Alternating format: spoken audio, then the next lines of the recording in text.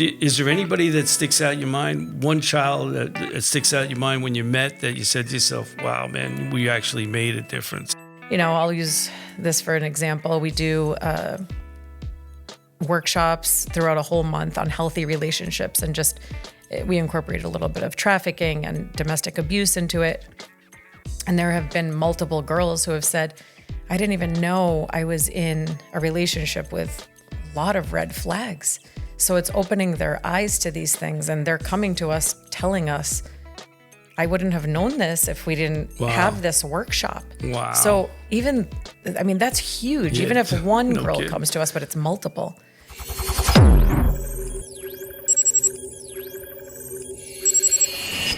Welcome to Bare Wires, where we have unfiltered conversation for curious people. I'm Brian Heyman, and I'll be your host. Tonight we'll be speaking to a woman who is the center of a not-for-profit called Wonder Girls USA. And she provides a special thing for all young women, a place in society to talk about their situations, train on things they may want to do in life, and feel like they've been listened to. Also, Irene Robles has 3 girls, and I'm sure at home they're asking all the time after a while, all right, enough with the Wonder Girls, all right? Let me just do what I got to do. But she has dedicated her life to providing a platform for young women in this area. She's also a businessman, an entrepreneur, and brings her experience to help generations to come. Welcome, Irene. Thank you. Wires. I'm so happy to be here. Well, I want to get into Wonder Girls specifically, but in the beginning, what I'd like to do is just go through. Are you a local person here, or where did you actually grow up? So I was born in Palos Hills, Illinois. Oh, wow. And I'm starting with that because I am from a family of Greek Orthodox priests. Grandpa was a Greek Orthodox priest. My father is a Greek Orthodox priest. So my brother, sister, and I were all born in the Chicago area because that was my dad's first parish as a Greek Orthodox priest. Wow. From there, moved to Worcester, Massachusetts. Did they ask him to move there? Or? They did. Okay, so he was relocated. Relocated. All right. Yes. I know Worcester. I drive through there many times going to Maine. So Yes. I'm very familiar with it. So I grew up in Worcester, Massachusetts. Wow. How did you make your way to Rockland? When did you get to Rockland? I know did you grow up in Worcester? Is that where you went to school? Went to high school in Worcester, went to college in Newton, Massachusetts, eventually transferred colleges and went in New York City. Right, Manhattan, to a fashion school. LIM. LIM, that's right. And I can give you the motto if you'd like it. Did you know the motto? I think it was studying the business of fashion. The business of fashion and lifestyle. Yes. Which struck me very weird. But I didn't know I was going to come to New York. I had met my now ex-husband at a Greek young adults conference in Arizona, which is kind of what drew me to New York. Wow. So that was the reason. Okay, so that's how you got to New York. So when you were young, you must have experienced a lot of things all young girls do. Were you always this confident, or did something happen that said, okay, I have to change? Or, especially in that situation, a religious situation, what is the relationship between men and women in the situation that you were actually in? These are things that I don't even think I thought about because I was just in it. I grew up in a fishbowl, is the way I like to put it. Everyone was watching me. My dad had a really large community in Worcester, in one of the Greek Orthodox churches there. I think it was 500 or 600 families when we first arrived there. Wow. And these people, a lot of them helped to shape me into who I am. Well, what's the dynamic? In all religions, it's a little different. Sure. What's the dynamic between men and women in the Greek Orthodox? Is it basically like a Christian church, or is it, more towards the Orthodox Jewish church, where women take a different role in all these religions? I think there's a lot of equality in it. Okay. The men, a lot of people may perceive it as the men see themselves in a higher level. Like, we don't have female priests. Right. We don't have female, or we don't really have altar girls. I think that's starting to change a little bit now. But it's male dominated. I will say that. Okay, yes, so it's a male dominated. where did you start to get your confidence? Was it always there, or was there something that came about and you said, well, I got to make the change? My confidence came when I was about 35 years old. Wow. Yes. So how did that come about? Well, again, I'm going to go back to, I don't think I had the most loving parents, and I had a beautiful community surrounding me, but I just didn't have, there was something missing within me. And if you ask other people, they would have said that I was confident as a teenager, or they would have thought I was, and Right. I was not. Right. I was extremely insecure. Well, that's funny you say it, because it's very common that people who act as if they're confident are very insecure. And I can name a bunch of them that you would never think they were insecure, that are very wealthy, very, respected in society. But when you got down to the brass tacks, part of it was because they were insecure. They felt that they had to prove something every day. But when we talk about your childhood and how you got into this, there was never a point where you said, well, maybe I'm a second-class citizen here. Maybe I can't do the things that I want to do. Was there ever a point where you said to yourself, okay, I'm being held back, or I'm being, somewhat contained on what my potential could be? Did you play sports, let's say? I played a little bit of soccer. Okay. I was involved in gymnastics and ballet in my teenage years. I broke my ankle, tore some ligaments. I ended up with this crazy neurological thing in and out of Children's Hospital when I was around 12, 13, and I stopped. High school, I played a little bit of basketball, but I didn't, I think I had a hard time connecting with other girls. And when you say sports, I think that would have helped me a lot, having that camaraderie. Do you find that helps some of your people that you mentor? Absolutely. I'm a big believer. I coached for years. I'm a big believer, and that's a great foundation to start to learn how to get along with people, learn leadership, learn responsibility. Absolutely. I don't think enough kids. I mean, we were on the street playing sports all the time, but I played organized sports, and I coached organized sports, and I always thought that's why I asked you about that question. So you're moving. You're in LIM in Manhattan, right? So I went to a school in Boston first, got my associate's degree. It was also a fashion school. Oh, really? Met my now ex-husband during sophomore year of college. Okay. And I ended up moving to New York because we were long distance for a year. And he was like, come to New York. So ended up transferring to Laboratory Institute of Merchandising, LIM.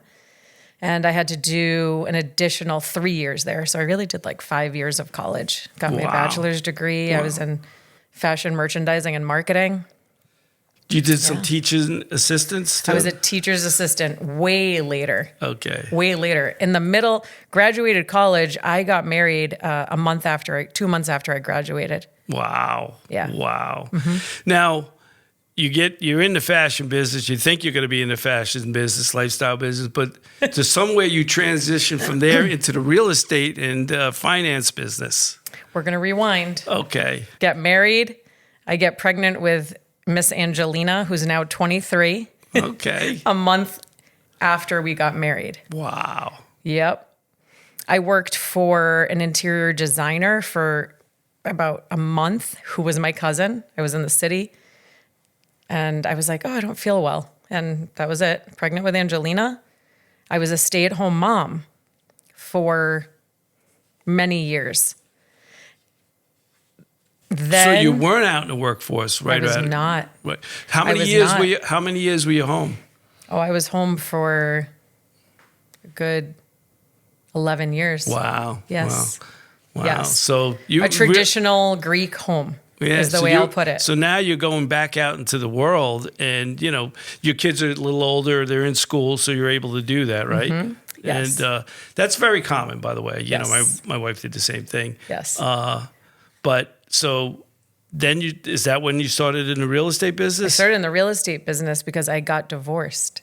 Okay. And I hadn't worked in years. I did part-time stuff. I was a personal shopper at Anthropologie. I was doing, MLM stuff, multi-level marketing stuff, Right. various I'm very jewelry familiar. brands, things like that.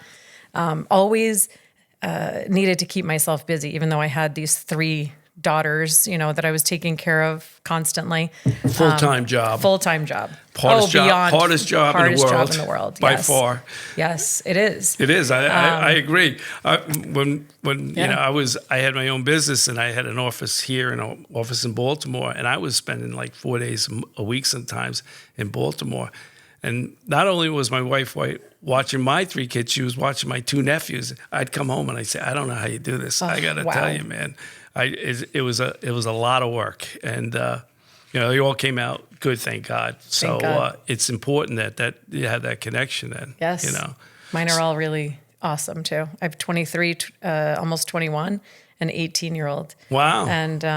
And 2 stepsons as well, but I'll get to that. Okay, good. Good. So you get into, you do odd jobs, marketing Yes. jobs, but now how do you get into real estate? What was your first entry into Well, that? I got divorced. Right. I'm 34 years old at that time. I said, oh my gosh, I haven't worked full time. What am I going to do? My brother was in the mortgage industry.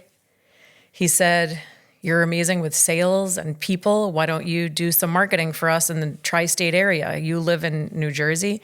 He's in Massachusetts still.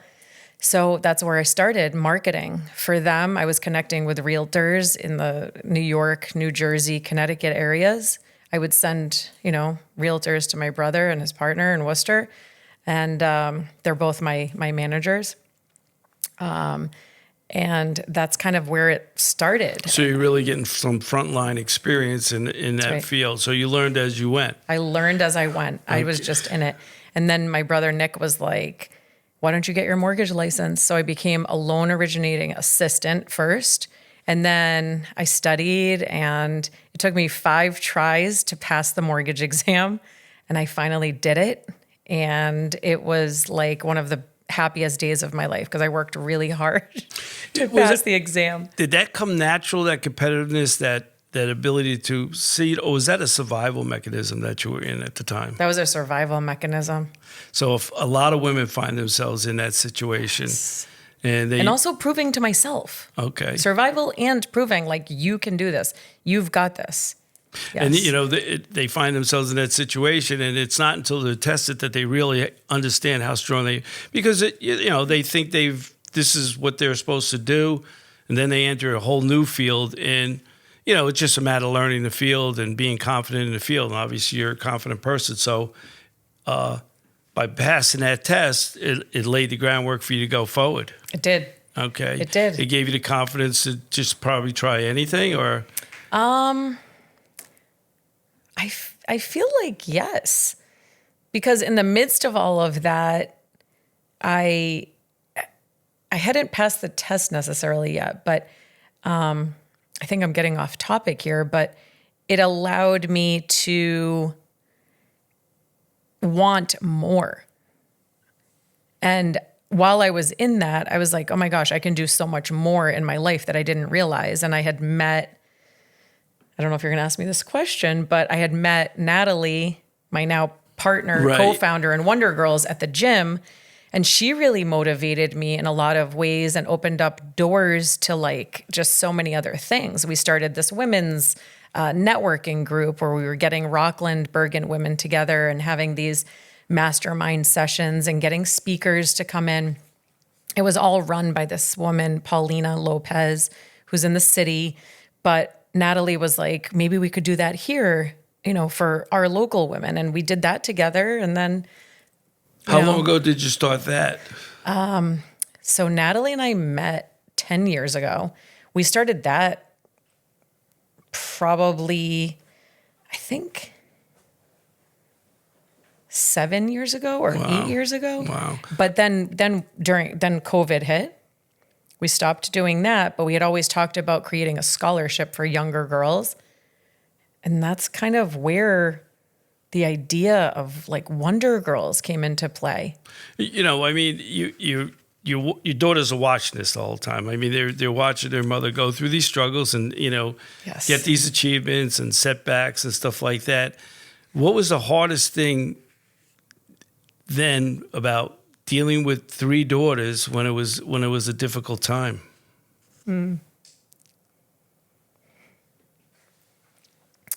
It's a good question. I think I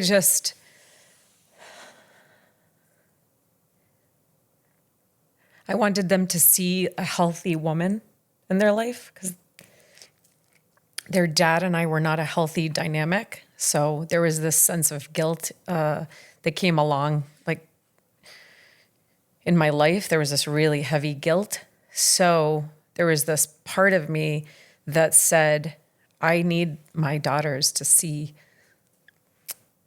a strong, like healthy woman, even though stuff didn't work and that didn't define who I was as a woman or as a human being. That didn't have to define me. And I needed them to see that too, that just because this wasn't good or something didn't work out with, their dad, who's a good man and provides for them and loves them very much, just we didn't work. Right. I needed to prove to them and really to myself that like life goes on and you can still move through all of these things with dignity and grace and come out on the other side like better than before. As I mentioned when we were talking before the podcast, I deal with a lot of people in recovery, and there's a psychologist in the 18th century that basically 19th century, sorry, who his name is Alfred Adler, and his philosophy, unlike Freudian or the other contemporaries at the time, was one of his main things was listen. You see the past, you address the past, you recognize it happened, but does it affect you today? And today is a new day, and to move forward. He really lays out his ideas in a book called "The Courage to Be Disliked." And so, if you have an opportunity, it's what you're talking about, and it's what I use when I'm dealing with my guys. And we talked about. One of my guys where, I never asked him about his past because I couldn't do anything about it.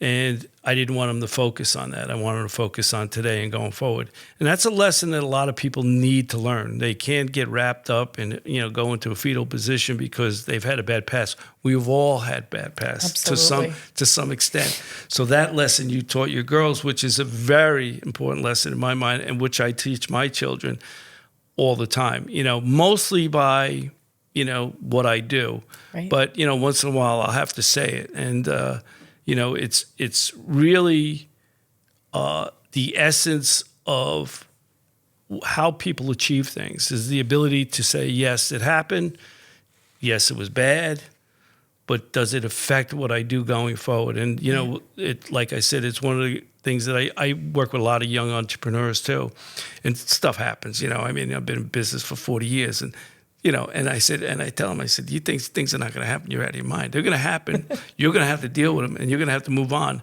The trick is how quickly can you recover? Not what happened, but how quickly can you get your feet back under you and move forward? That will determine your success. It's something I meet with these young entrepreneurs all the time, and these are the things they're bringing me. It's like the end of the world. They're bringing me in. I've already seen the end of the world 100 times. All right, so it's not going to impress me. First, I tell them, and second of all, it's the end of the world. I'm not. I said no. I said this is you're going to do this, you're going to do that, and you're going to have to bite the bullet on this, and you're going to have to recover from this. And how quickly you recover is going to determine how successful you are. That's right.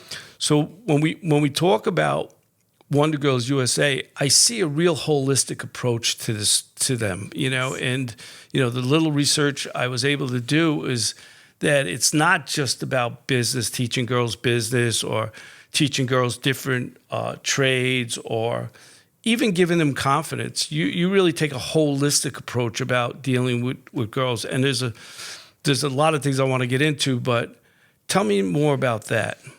Well, we always say, I mean, I think this is like one of my favorite, not a saying, but you can't build anything on sand, right? You have to really create a strong foundation underneath all of us. We all need a strong foundation. Otherwise, it's going to crumble and fall. So we're taking all of these girls and we're creating a really strong foundation for them from day one. So tell me how you do that?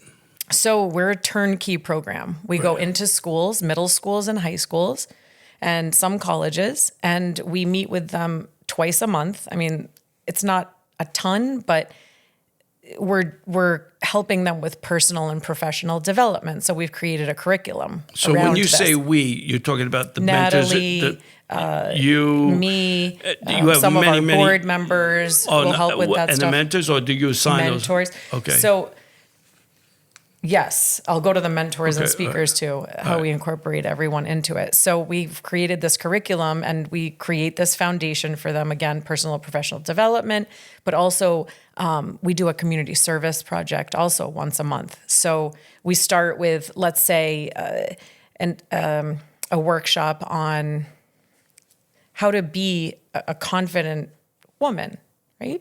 We'll have a speaker come in. We have speakers from all different backgrounds and professions, right? All females. And then we'll also invite a mentor or two to come to the workshop. So the girls are being exposed to various women. They're exposed to almost 60 women throughout the year. So we run from October through May. Right. And we're there twice a month, but we also offer field trips throughout the year. So the girls are really, getting exposed to a whole slew of people, places, and things, and it's a very robust program. So do you talk about some of the conflicts that young girls run into? Absolutely. And try to work through those things individually, or is this only in a group session? We do small groups. So the speaker will speak. Right. 15 minutes, then we break up into small groups. All right. And they'll do a workshop, based on that, something super hands-on. We could do anything from, conflict resolution. Right. What if you were in this instance? What would you do? We do a lot on social media, the social media do's and don'ts. Yeah, I was just going to get into that. Yes. It's bad enough before social media, but social media has given you a whole nother set of problems for young girls. Beyond. I mean, and I don't know how you deal with that. I mean, how do you approach these young girls, which spend who knows how much time on social media? Sure. What do you say to them? Because they're looking at images, they think those images should be them, and they're unachievable, first of all, and you wouldn't want them anyway. But, how do you get through that artificial layer and get down to the meat of who they really want to be and who they could be and what's important? It's a lot of repetition. Okay. So we're piggybacking off the last workshop, or we're constantly reiterating that stuff. We're also not allowing phones in there. We're role playing.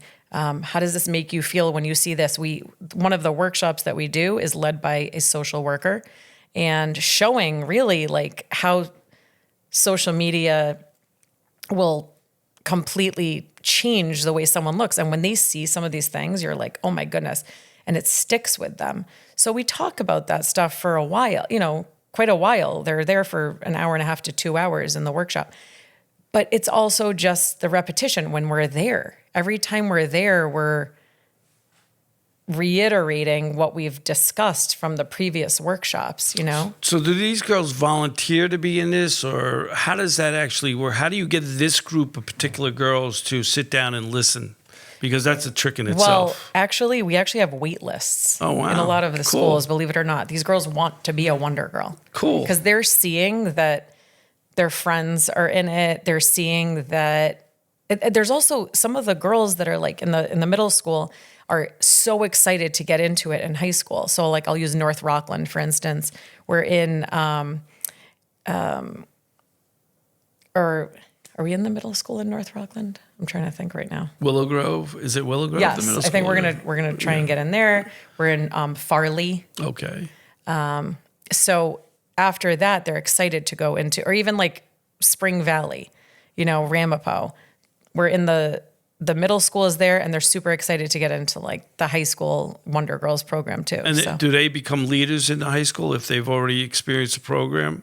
they're not leaders. We do have an ambassador program, so you have Okay. to apply to be an ambassador, and there's girls that are on the wait list for that too. So once they're in Wonder Girls, it's either a guidance counselor or a teacher will pick them in some schools, or the girls will sign up for Wonder Girls after we've gone in and done an orientation, Okay. that kind of thing. So do you do most of that, or do you have people that actually go in and do that to each school? I'm sure you have to get approval from the principal or course. superintendent before you go in there. Do you have to show them the program that you're doing? Yes. Okay, so Yes. you have to they have to see and say, okay, this is appropriate for our school. Exactly. Yeah. And it can be tweaked. Some schools want us to focus on vaping, let's say, in like the Okay. middle schools. So we'll, focus on that, or bullying. So we'll focus on that a little bit more. Really just girls being kind to one another. It's huge. I want to get into that. It's huge. It's what I remember as a kid, and and what I see and what people see on social media. It's a lot of times it's not the men and the women that have the problem. It's the women and the women that have the problem. Yeah. And I don't know where that stems from. I'm not a woman, so I don't know where that stems from. I'm sure there's some kind of thing going on there that I'm not aware of. But I have to tell you, and you're probably going to laugh at this, I hope anyway. I've been in business a long time, and I've had offices with women in them, and I found, this is going to sound very strange, I found that if I had two women in an office, I never have a problem. Never a problem. But as soon as I introduce that third woman, I have a problem. And it's some dynamic that happens that I'm not really sure what's going on there. And it's baffled me for years. I've been in business over 40 years. Whenever I've had two women, never a problem. As soon as I introduce the third one, there's a tension that almost instantaneously happens.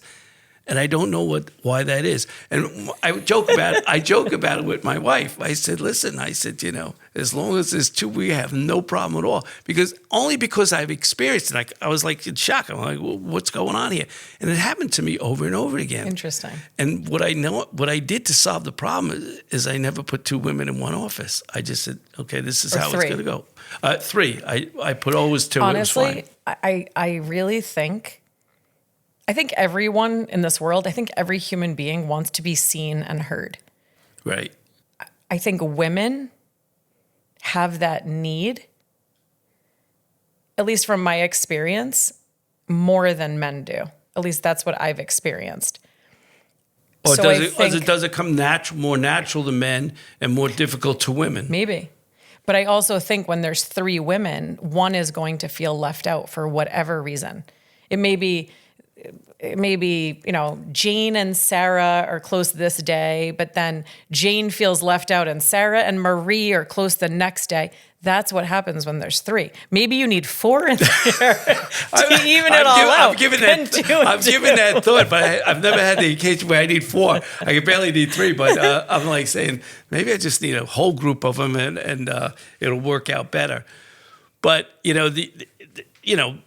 women in the workforce, you're starting to see it more prevalent, and it's being accepted. It's been a long haul through history. You guys are on the forefront of that. How do you convince these girls at a young age, middle school, even high school, that they are the equals? They can go out and be the doctors. They can go out and, be the finance people, Yes. which has been dominated by males forever. You know what I Yes. mean? History, as long as history, go back to the Old Testament. Right. So it's not something that's new. It's something that's been ingrained over thousands and thousands of years. Absolutely. There's two separate genders. This one does this one, and this one does this. So how do you start to break that very difficult barrier? We're showing them. We're showing them exactly who they can be by bringing in our speakers, by bringing in our Black and brown women who look where the girls can look at them and say, oh my gosh, I can be an engineer. Oh my gosh, I can be an attorney at this huge law firm in New York City. I don't have to sit small in right here. I can be the baker who has an amazing cake business. We have a slew of women from so many different backgrounds and, again, professions that we're showing our girls exactly who they can be, literally. So what you're doing is exposing them to what they could be, which they've never been exposed to before. Right. And what age do you think that works the best, when you can really make an impression? And the reason I asked you, there are certain ages that if you don't have, for kids, if you in San Miguel's, who I work with very closely, a special school in Newburgh, their age is, by 10 years old. If you don't have a kid who lives in poverty in a situation, you might have lost them already. So where do you see the real critical point to really start to talk to these women and say, listen, this whatever you think it is, it doesn't have to be that way? Mm-hmm. We really start 6th grade. Okay. And we go all the way up to 12th grade. I think where we are is a pretty good start. I know some people say prior to that, but for us, for the curriculum that that we've created and for the projects that we do and things like that, 6th grade feels appropriate. Right. So how old are you? What are you, 10, 11? No, you're like probably 12 years old. Yep. At 6th grade. 12 to 18 is really our So they can start focus. To comprehend what you're telling them and start to really look at these mentors or people that you've introduced to them and say, I could be like that. Right, because we do a lot of career exploration as well within all of this. It's so good for them to explain start career thinking about exploration. It. Well, because we're exposing them to all of these women, they're exposed to, so many different career paths. So it gets the 6th grader thinking, oh, again, like I could be an engineer. I can be a mechanic if I want. Right. I can, sky's the limit. I can be a real estate agent, a mortgage broker. So the idea is to give them the image that they could be, and they wouldn't see this anywhere else. Okay, so they're saying to themselves, I'm a lawyer, I could be a lawyer, I could be this. So no matter what people tell them, it doesn't matter because they've seen it in front of them. Okay, that's right. All right. Yeah. So the demonstrating of actually producing these people in front of them makes it a reality. Exactly. Okay, so that's a unique way of doing it. It sounds like a great way to do it. And this program is, you mostly in New York and New Jersey? Yes, New York, New Jersey. So we're in Rockland County, Bergen County, Essex, Hudson County. We're in one school in the Bronx. We're in Astoria, Queens. We're starting in October. And we'd love to be in, more. That brings up the question, how are you funded? We are funded through grants. Okay. That you apply for? Yes. Okay, so you have a grant writer? We have a grant writer. Okay. Sponsorships, corporate sponsorships, and individual sponsorships, individual donations. Okay. So. And then some of the districts are able to pay for the program if they have it in their funding. We have to get approval. All of that has to go through a board. Yeah, they want to see the program. Yes. They want to, yeah. That's a great way to do it. A lot of these schools, have a lot of money. I don't want to get into that whole thing, but that it sounds like a program that schools really need to introduce to their kids. At like you said, 6th, 7th grade, to get them to understand that in the workforce they could be equals, because literally history has told them otherwise. That's right. For thousands, tens of thousands. We even of teach years. them how to ask for money. Right. How to ask, how to be confident in asking for what you want. And if you're told no, you try again. We teach them. We do that through public speaking. We have them get up in front of each other and speak in front of each other. They write something, something that they're passionate about. And I mean, sky's the limit with these Do girls you have them too. do debates with each other? More, not necessarily debates, but we will give them certain like team building exercises, things like that. So there's a lot of teamwork involved. Yeah, and I know you do some, you asked them to do some commitments to this, the food banks and things of that Yes. nature too, Community which service is is a huge, huge, yeah. huge plus. Well, that also is proven to help them build confidence. Absolutely. So when you're being of service and you're doing for others, that's a huge part of it, So this journey has been a personal journey for you for some time. Is there anybody that sticks out in your mind? One child that sticks out in your mind when you met that you said to yourself, "Wow, man, we actually made a difference." Maybe I didn't think we were making a difference, but we actually made a difference. There's a few. There's quite a few. Good. I'm even thinking of some of our middle school girls who have come up to me and said, "This is my favorite, club at school," or "I'm so excited for you guys to come, when we see you those 2 times a month." So that feels incredible. And then you're like, are they paying attention to all of this? And then you hear them say, I'll use this for an example. We do workshops throughout a whole month on healthy relationships, and we incorporate a little bit of trafficking and domestic abuse into it. And there have been multiple girls who have said, "I didn't even know I was in a relationship with a lot of red flags."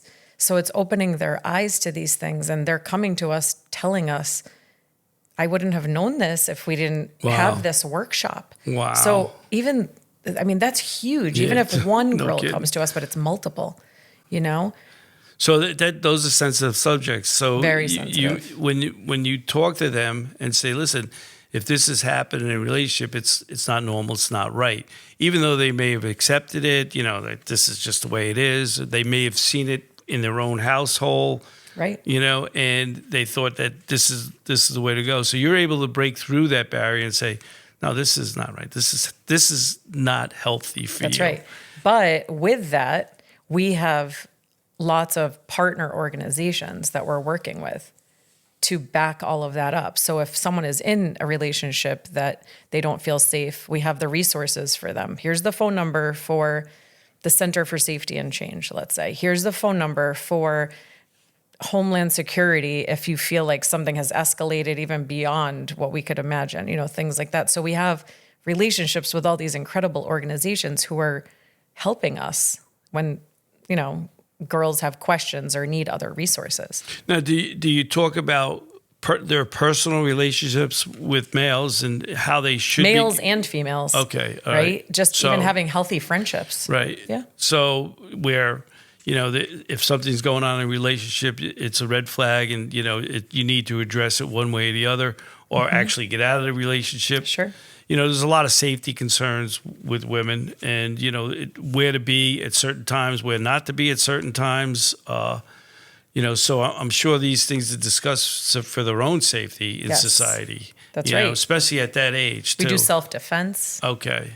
You do that too? Yes. Oh, wow. Yes. Wow. You We guys, love the self-defense. like I class. said, you take a very holistic approach on it. We do. And it's great that you spend that much time on it. Where do you see this going? Do you see this growing to a point where it becomes a national not-for-profit? I think there's so many schools right here in our own backyard, and expansion in the tri-state area is sort of our focus right now. Well, Right. it really is our focus right now. National, I think maybe one day. We'll see. Like maybe 5 years down the road, if you Yeah. got the right funding. I think if we had the right funding. I think that's the key to all these. There's so many. The problem is there's so many not-for-profits. Absolutely. You start to lose Yeah. the effectiveness of some of them. I've gone, and if you watch some of the podcasts, I've gone down the rabbit hole with not-for-profits and the ability to measure the metrics on those, which is very vague at best. Well, we've got metrics. Right. Well, then you're one up. Then you're one up on a lot of not-for-profits, quite frankly, and that's very important to have, I think, because Well- I think what's going to come down in the future is that It's not going to be a free-for-all as it is today. They're going to say, listen, what's your mission? That's right. What's your metrics? That's right. And are you meeting the metrics? If you're meeting the metrics, we're going to fund you. If you don't meet the metrics, we're going to have to pass. Or we're going to have to consolidate your program with someone else's. Right. You know, I've had this conversation with Carlos, and I've had this conversation with a lot of people because I sit on a lot of not-for-profit boards. And I wonder sometimes, am I doing more good or am I doing more harm downstream from what I'm doing? Okay, Right. so there's always a question when you're involved, when you're deep in something, you say to yourself, okay, this is what I'm doing, and on face value, I am helping. But in reality, downstream, is it causing more harm? And it's something that people are starting to look at now. So metrics are going to become a very, very important factor. In this county, probably per capita is more non-for-profits than probably anywhere else in the world. There's 800 in Rockland County. I think maybe it more. It always stuns me. I feel like I'm on all of them. But it always stuns me how many they are. That's so funny. It's something that I think all nonprofits, and you know, if you know Carlos, he's addressing. He actually sees, and we've had this conversation, that it's no more. You know, we could tell them we're doing this, and nobody's worried about it, and we're going to get funding. They're going to want to start to see some results. Your mission statement's got to be clear, Absolutely, and what that mission statement is supposed to do. Absolutely. So I hope that you guys are going down the road to expand this program because it seems like a program that is really needed. And I think the best way you're doing it is going through the school districts. What resistance are you getting from school districts? Honestly, it's really budget related. Oh, really? That's the only resistance. There was one school, I won't mention it, but where actually the sort of trafficking awareness and the healthy relationships workshops they actually didn't want them. They thought, I think their students were maybe, I don't know, too sensitive to it, or maybe that's not the right way of putting it, or like we talked about before, triggering for them, which we totally understand. But again, we have the resources to help these girls if there is something going on. Yeah, so, but, you know, I see that as a problem. I see that as, okay, we don't want to deal with a situation. These situations exist. It's been proven. And you've been, you know, on the forefront of that. You know, not to say it's happening or to trigger it doesn't make sense to me. It's a step backwards. yes. You know, so, you know, most things, you know, are exposed in light. You know, you need to bring it. And that's one of the problems with what's been happening to women for a long time is that nobody will talk about it. I mean, I had Maria Trusa on here. We talk about the good, the bad, and the ugly. Yeah. We start the year with feminine hygiene. Okay. Because you know Nobody talks about it. Nobody talks about it. Some of these girls don't know how to use feminine hygiene products. Okay. Or they'll leave things on all day and not realizing that you can get an infection if you leave this on all day. So that's like one of the things we start our year with. Confidence building and feminine hygiene. I mean, our program is so robust. I'm just thinking in my head, like just all the conversations we have with them, and it's sticking. It's definitely sticking. Sometimes you like it. Have you had them where you think you didn't get through to them, but you actually did get through to them? You would find out later on. And I'll just yes, of course. Because sometimes you're like, are they getting this? And then they come to you and say things that you're like, oh my gosh. Or we'll do the survey at the end of the year, and they'll say, you know, my favorite workshop was. You know, I'm trying to think of exactly what. Let's say the vision board workshop, where some of them aren't really talking during it, and we want them to be engaged and talking about all their goals, but they may just be sitting there super quiet, and you don't realize that you're allowing them to put their dreams onto this board and put it on their mirrors in their bedroom, or they'll say, we loved the positive affirmations, and I keep continuing those throughout the years. That's the ability to keep on. When I teach these kids snowboarding, it's funny because I'd pick them up at San Miguel's in Newburgh, and they would always put this little guy in the front with me because they all want to sit in the back because, you know, they're young kids, like freshmen in high school. And I would drive literally from Newburgh to West Point. Wow. I would drive him there, and I would try to talk to this kid every time. They always put him in the front, and he wouldn't say a word to me. So, and going home, I would do the same thing. And I said to my wife, I said, I don't think the kid likes me. He always came. He always snowboarded, but he would never talk to me. And at the end of the year, I get a handwritten letter from him out of the clear blue, when the season's over. It was a full page telling me how much he appreciated me doing. So when I asked that question, I've experienced that with a lot of people where you say to yourself, I'm not getting through, I'm not doing it. But sometimes it's not overt that they're actually taking it in, but you're doing it. And he showed up the next year, and I didn't have to talk to him because I knew how he felt, It's the best. But I just wanted to make him feel comfortable. A quiet appreciation. Yeah, and And actually, how many times do you get a handwritten letter these days? Anyway, it's so beautiful. So. I know that in itself is Right. an So amazing gesture. I said, you're not going to believe this, Eileen. Remember that kid I was telling you about? She goes, that's incredible. I said, yeah. But it gave me the ability to say, okay, I did get through to him, even though I didn't think I did, Right.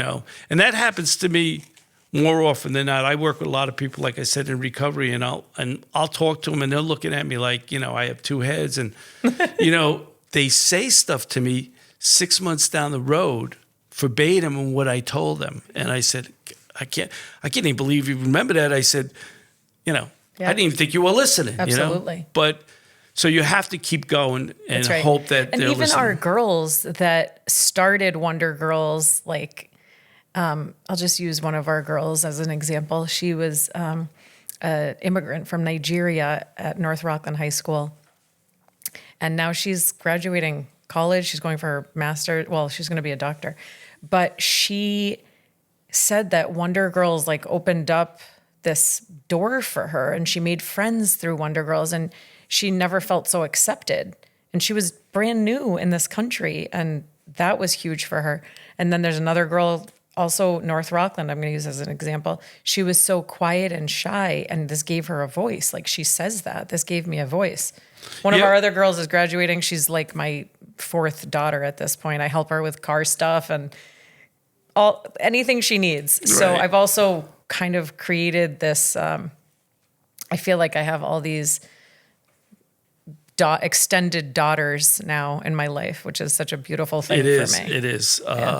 Now, I know you're going through some health issues. I How am. are you doing all of this under these? Because I've experienced some similar stuff in the past. I'm out of it, thank God now. Thank but God. how are you doing all the stuff that you're doing? I know how I felt while I was doing it, and I was tired, man. I was like, by 3:00 in the afternoon, I was shot.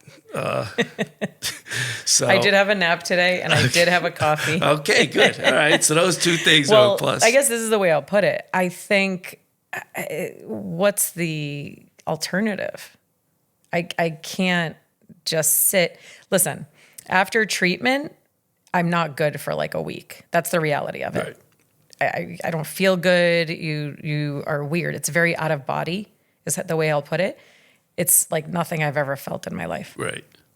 But then you start to come over the hill, and then you're like, I'm in this state of gratitude for being able to, okay, I felt like garbage for a week, but thank God I am able to come over the hill. There's some people that have to do chemo every week, I don't know, for like the rest of their lives. So honestly, I'm in a constant state of gratitude in my life now. And I think I've been like that probably for the last 10 years. Do you feel like you have to experience something like this to actually feel the gratitude you should every day as you breathe? I think I started going into a state of gratitude after I went through probably one of the hardest things in my life, which was getting divorced and with my children and having to kind of come out of that just whole, dark, real dark, which is, I'm sure, what you've heard from a lot of people in recovery as well. It's like, right? Grant me the serenity to accept the things I cannot change. And all of that. I wonder sometimes if it's not God's plan to put you through this to awaken you to what really is important. I often think about that. Like when I I found out I had I went for a checkup because I was at the age, and I'm watching Monday Night Football, and I get a phone call Monday 9:00, 9:30, and it's the doctor. He goes, "Listen, I just want to let you know you came up positive. You have cancer." I go, "What?" And he goes, "I'm looking at the game and I'm speaking to him. I'm totally surreal, And I just sat there. Nobody was home, and I just sat there. I said, "Wow." So I went through it. It was a 6-year journey of surveillance and then testing and then treatment and blah, blah, blah. But what it allowed me to do is humbled me. Yeah. And it allowed me to be very grateful for what I had. Yeah. And I wonder sometimes if that's not the end results of that, So, I think you're going to be okay. Absolutely. You're going to be fine. Yes. I really appreciate the work you're doing with Wonder Girls. I mean, it has to give you purpose, which everybody needs in life. It makes life a little easier if you have some purpose. So what I want to do is, if you want to contribute or donate to Wonder Girls USA, how would you do that? Right through our website, wondergirlsusa.org. Okay. And there's a donate button right there. Okay, we're going to have that on the podcast too. And or if you're a corporation and you know that your company has a grant process, we'd be happy to go through the grant process and apply sponsorships. If I'm a school administrator or resource person for any school, they can contact you and say, "Listen, we're interested in your program." Absolutely. And you'll show up and just give them the we'll set up a meeting. We'll set up a info session with all the girls. And you do private schools also? Private schools. All right, great. Charter schools. Excellent. Yes. Excellent. I really want to appreciate you being on the podcast. We've been trying to get together for some time now, and I'm sorry it happened now because you're not feeling well. But you did a great job. It's exactly when I was supposed to be here. That's right. You're exactly where you're supposed to be. That's right. That's right. So I want to thank you again, and thank you for being on Bear Wise. Thank you.